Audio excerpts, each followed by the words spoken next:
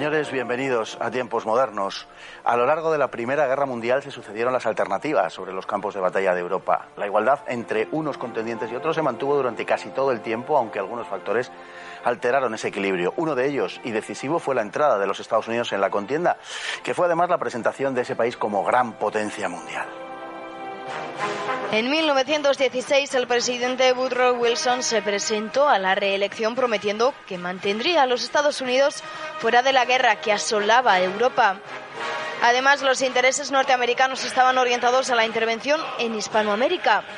Sin embargo, existía una fuerte comunidad de intereses entre Washington y Londres, por un lado, mientras que en la opinión pública estadounidense pesaba la propaganda acerca de atrocidades presuntamente cometidas por el ejército alemán, lo que inclinaba aún más hacia el bando aliado.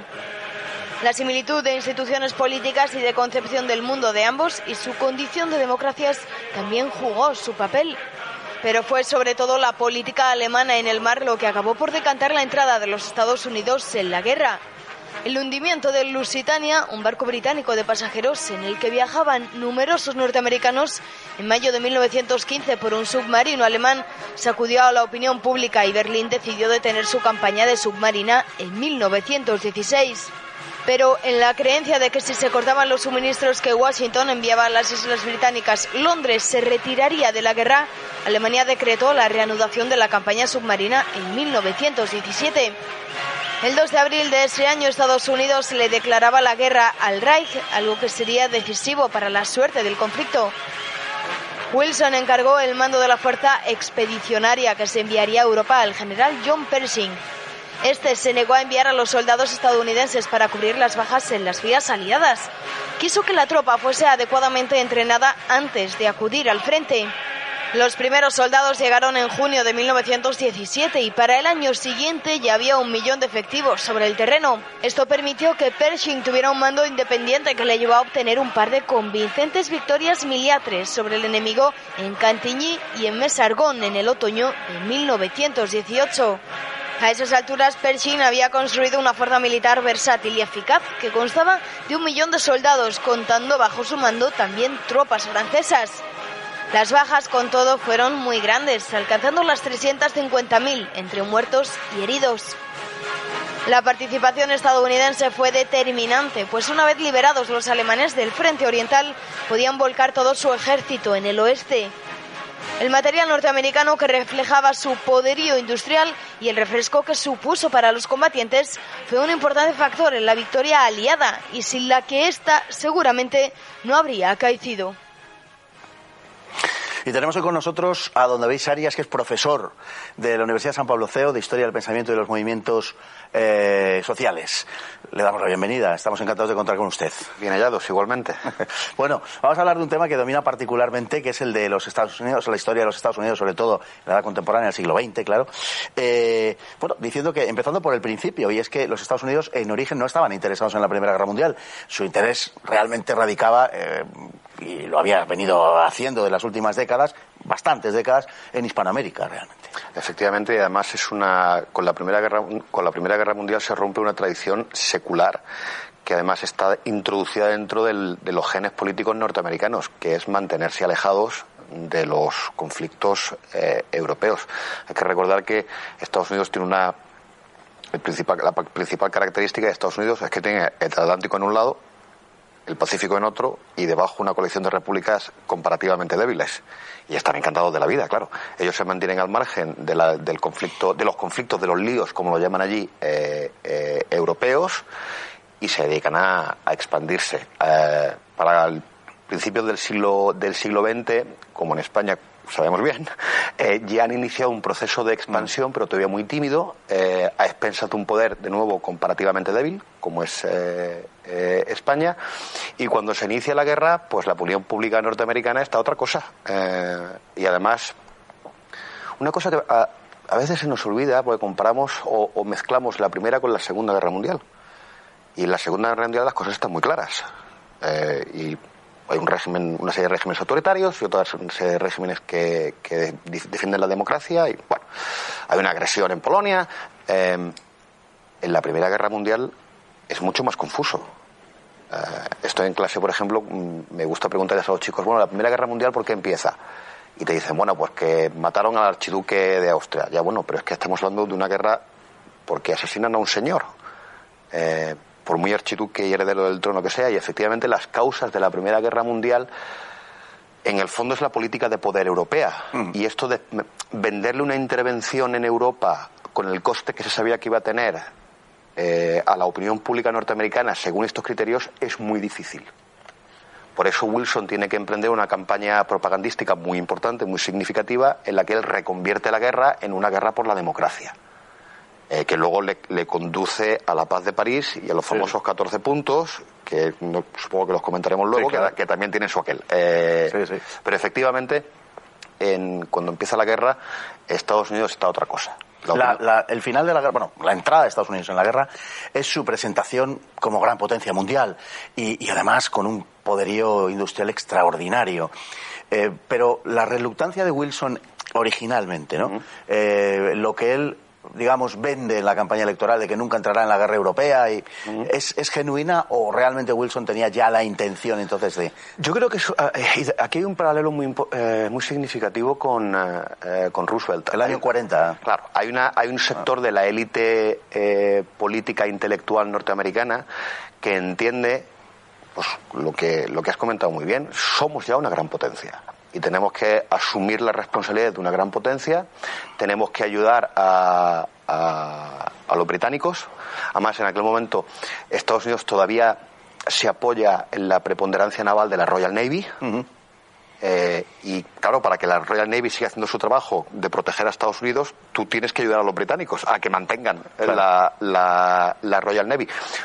Pero si te fijas, todos estos son argumentos un tanto complejos y difíciles de explicar. Y para la opinión pública norteamericana tú le tienes que explicar de forma clara, sencilla y creíble, le tienes que dar un motivo para que mande a sus hijos a la otra punta del mundo, donde no se les ha perdido nada, a que se dejen matar.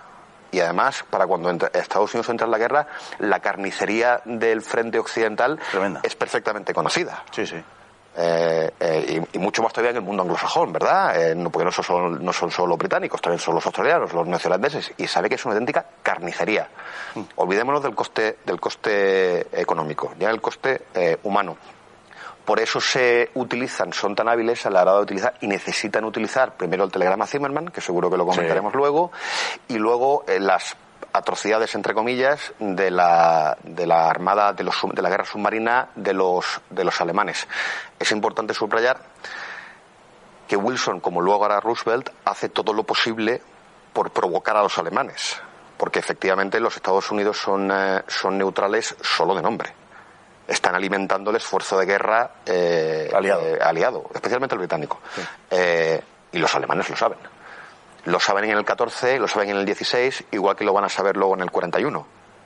Que la transfusión, que el esfuerzo de guerra aliado depende de la transfusión, se me permite, de la transfusión energética permanente norteamericana. Sí, porque la política norteamericana en los dos casos en principio es sostener a Gran Bretaña para que los británicos de alguna manera luchen por ellos. Pasará otra vez el año, sobre todo 40-41 con Roosevelt, pero finalmente acabarán precipitando a Estados Unidos en la guerra con unos mecanismos, como bien has dicho, muy semejantes, de provocación en el mar, ¿no?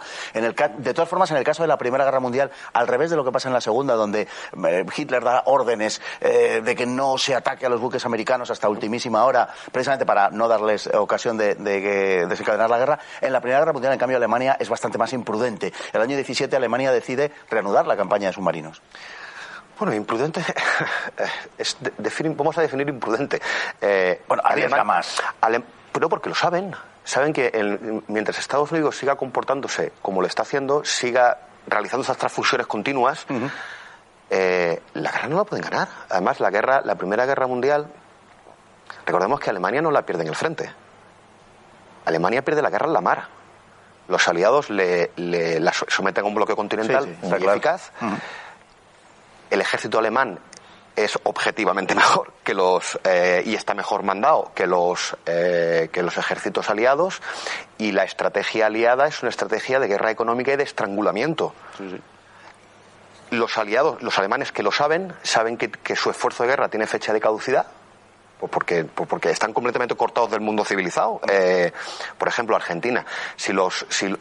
Por poner un ejemplo, si los suministros argentinos hubieran podido llegar al continente, hubieran podido llegar a Alemania, aquella guerra se puede prolongar y al final garantizar prácticamente la victoria alemana. Los alemanes saben que, como la Royal Navy fundamentalmente está sometiendo a un estrangulamiento a la economía alemana, su esfuerzo tiene fecha de caducidad y la única forma de ganarla es someter a los británicos y a los franceses a un estrangulamiento similar. Una imprudencia es el telegrama Zimmermann, porque es imprudente y estúpido. Vamos al telegrama Zimmermann. Pues un incidente un tanto extraño, por un lado, y que precipita a los Estados Unidos. Claro, esto es... ¿En qué consistió para que los telespectadores lo entiendan? El gobierno alemán, es que es cómico, el gobierno alemán desarrolla una política en la que dicen, bueno, si los mexicanos atacan a Estados Unidos y abren un segundo frente, obligamos a Estados Unidos a que reoriente su esfuerzo de guerra hacia el sur. Entonces aquí a veces hay que hacer una pausa y hacerse la idea de México en la época, que es el México de Pancho Villa. O sea, un estado fallido, vamos, y con serios problemas internos. Y hay alguien en el gobierno alemán al que se le ocurre que esto es viable. Y que los mexicanos van a recibir el telegrama y van a tener una reacción distinta a morirse de risa, que es la que debieron de tener. Los norteamericanos interceptan, es un telegrama que se le envía a México, a México haciendo esta propuesta, y claro, el gobierno norteamericano esto lo explota porque efectivamente es prácticamente un acto de guerra. El problema de esto es la supina estupidez de pensar que esto es siquiera viable, de que alguien contemple esto como una realidad. Demuestra un desconocimiento profundo, entre otras cosas, que también tiene que ver con la voluntad de apostar porque los americanos se van a chantar ante la guerra submarina. Que es todavía el error de juicio de que Estados Unidos es una potencia regional, que la opinión pública norteamericana es muy resistente a la guerra y que van a transigir con más de lo que luego transigen. Es un error de cálculo, no ya con las circunstancias mexicanas, que también, sino con las circunstancias norteamericanas. Y los dos son estos errores. El hecho de que se te pase por la cabeza que México, o sea, que Estados Unidos va a tardar más de un cuarto de hora en despachar a los mexicanos, o que a los mexicanos se les va a pasar por la cabeza dejarse masacrar otra vez, que es que ellos ya saben lo que es una guerra con Estados Unidos. Entonces es un colosal error alemán que luego el gobierno norteamericano de Wilson, que quiere meter a Estados Unidos en la guerra, pues explota de una forma pues maravillosa. Es como lo del Maine. Cuando el Maine explota en La Habana, y les viene maravillosamente bien porque pueden utilizarlo para justificar la guerra con España, en definitiva. Y para parecer que en el fondo no son ellos los que atacan. Habiendo una esquina de verdad, porque es verdad que el gobierno alemán está en ese momento jugando con la idea de emprender una especie de guerra por su cuenta. Sí, pero un disparate, en definitiva. Esto es todo aurora boreal. Vamos a un aspecto del ejército norteamericano, que es la segregación racial que había en él, que también interpretar a la luz de la época, pero que estaba particularmente agudizado en el caso del ejército norteamericano. Había unidades negras que combatían como tales, no mezcladas con tropas blancas, pero que estaban mandadas por oficiales blancos, por un lado. Y por otro lado, el nivel de participación en el frente de las tropas negras movilizadas era de un 80% frente al 35% de las tropas blancas movilizadas que eran enviadas al frente. Era un auténtico reflejo de la sociedad norteamericana. Bueno, yo creo que esto probablemente la anécdota más ilustrativa es la percepción que uno extrae de las fuentes británicas, no de las norteamericanas. Cuando ven el tratamiento al que los norteamericanos someten a sus soldados de color, como lo llamaban entonces, y los británicos, estos son los maestros de los señores del Imperio Británico, que tampoco estaban desde el punto de vista racial, no es que fueran, y están auténticamente horrorizados al tipo de disciplina brutal al que someten a los soldados negros. No ya es solo el hecho de la segregación, porque los británicos también tienen unidades segregadas de origen imperial, tienen unidades indias. Es en general el maltrato a estos soldados, hasta el punto, además, no es solo que combatan separados, es que no quieren que los soldados negros combatan al lado de las unidades blancas, y lo que hacen es mandarlo con los franceses. Hay una unidad de estos soldados, estos Buffalo Soldiers, como lo llamaban, que el símbolo que desarrollan es un casco azul. Y tú lo ves hoy en día, que estaban con la ONU. No, es el casco azul de los soldados franceses. Sí. Porque iban con un casco azul porque estaban sometidos al mando francés, porque Pershing no los quería con los soldados blancos. Hasta este punto llegamos. En la sociedad norteamericana, el pecado original de Estados Unidos es la esclavitud, punto uno, y luego el tratamiento que se da a la minoría negra. En Europa hay mucha confusión porque tendemos a percibir a Wilson, bueno, este es un demócrata, pues era un progre. No. Porque el Partido Demócrata es en origen el Partido del Sur. El Partido de la Emancipación, el Partido de la Igualdad de todos los ciudadanos, es el partido de Lincoln, que son los republicanos. Y Wilson es un demócrata de su época y está encantado de la vida con la idea de lo que ellos llaman igual, pero separado. Claro, cuando tú separas ya es porque no hay una igualdad. Exacto. Bueno, comentábamos antes de empezar el programa, que la mujer de Wilson no quiso llevar a su doncella negra cuando Wilson, después de la Primera Guerra Mundial, va a París y está un tiempo en Londres y no quiere llevar a su doncella negra a Londres porque dice que el trato que dan los ingleses a los negros va a mal acostumbrar a la doncella. En fin, y estábamos comentando antes precisamente el trato que los ingleses le daban, que tampoco es que fuera muy favorecedor. Pero esto entronca con la idea de los 14 puntos, que es un tema absolutamente central de Wilson y que efectivamente refleja la ideología de Wilson y su idea de lo que debería ser el orden de posguerra. Fue todo, la verdad se ha dicho, bastante confuso y los resultados, desde luego, no fueron los resultados idealistas que quizá había pergeñado en su mente Wilson. Bueno, fíjate, yo creo que en cierto modo le ocurre a Wilson con Europa como a los alemanes con el continente norteamericano, que no se entera de nada. Él tiene que justificar la guerra de alguna forma, justifica la guerra como una lucha por la democracia. Hay este eslogan, la guerra para acabar con todas las guerras. Sí. Vamos a acabar con todas las guerras porque vamos a imponer un sistema democrático universal y como las democracias no van a la guerra las unas con las otras, se acabó la guerra. Claro, él no se da cuenta de, primero, que un resultado inmediato de la guerra va a ser la volatilización, especialmente del Imperio Austrohúngaro, que es un imperio multinacional, muy tolerante, comparativamente hablando. Y que fue un desastre su voladura. Claro, en el que integra todo el centro y el este europeo, lo integra en una unidad económica, multilingüe, con sus problemas. Sí. Pero que es uno de los momentos cúlmenes de la civilización europea. Sin duda. A nivel intelectual, a nivel artístico, como uno quiera verlo. Y Wilson decide con una simpleza realmente acongojante, cuando uno lo lee, que esto se lo vamos a solucionar troceando el Imperio Austrohúngaro, dándole a cada uno de sus partes componentes su propio Estado, y todos vamos, como somos todos hermanitos de la caridad, esto va a ser el nirvana. Y claro, no. Lo que ocurre es que tenemos de repente 15 estados nuevos o 16 estados nuevos, son un montón, muy inmaduros, peleados unos con otros, muy irresponsables, que no están dispuestos a colaborar los unos con los otros, en el centro de Europa, ambas con políticas ultranacionalistas, como reacción a que habían estado sometidos de verdad al Imperio Austrohúngaro. Luego Europa se convierte en un nido de avispas. A esto añadimos que Wilson, que esto quizás no sea tan conocido como debería, para cuando llega a París él está muy enfermo. Luego sufre un infarto cerebral. Que también lo comentamos antes. Hay un momento en Estados Unidos que la mujer y sus asesores dan un golpe de Estado y están gobernando ellos y este señor está en la cama, completamente incapacitado. Entonces, él es verdad que tampoco es capaz de darle el impulso y el apoyo político que, de haber estado bien, le habría podido dar. Su propio Congreso le explica que la Sociedad de Naciones es una idea maravillosa para los europeos. Que nosotros tenemos el Atlántico y el Pacífico, volvemos al punto anterior, a 1914, y lo que vamos a hacer es retraernos. Porque estos europeos son unos salvajes que, fíjate la matanza que se han montado y en la que este señor nos ha metido sin comerlo ni beberlo, y no queremos que esto se vuelva a repetir. Hay una retracción de los Estados Unidos, que es con la que luego Roosevelt va a tener que bregar, igual que ha bregado Wilson ahora durante la Primera Guerra Mundial. Entonces se junta la volatilización del Imperio Austrohúngaro, la destrucción económica de Europa, la actitud de franceses, especialmente franceses, que es los que han sufrido la guerra, y británicos de hacer pagar a los alemanes. Sí. Sobre todo Francia. Claro, no, pero también tiene lógica, porque la guerra se pelea en Francia. Claro. Además, recordemos que, de nuevo, la gente se lo olvida. Es que al ejército alemán no es derrotado en el campo de batalla.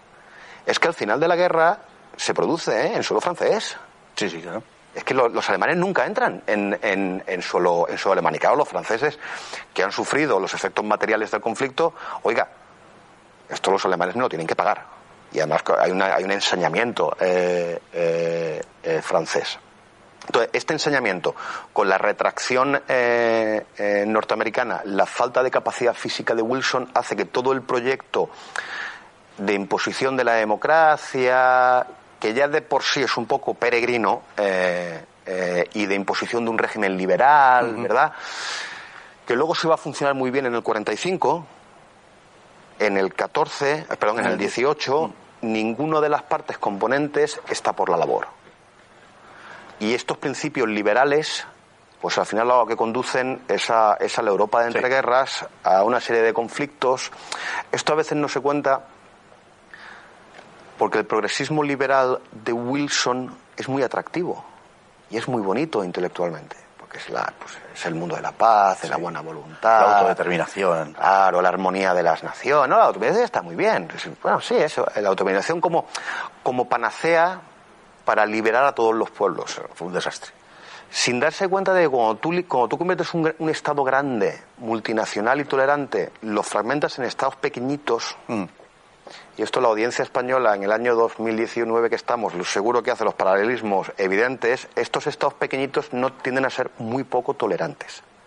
Bueno, eso es un tema que tenemos que tratar en otra ocasión porque se nos ha ido el tiempo, pero es un tema muy sugestivo porque es un producto precisamente de los 14 puntos de Wilson, al cual yo creo que le podemos dedicar un programa si don David tiene bien acompañarnos. Cuando queráis.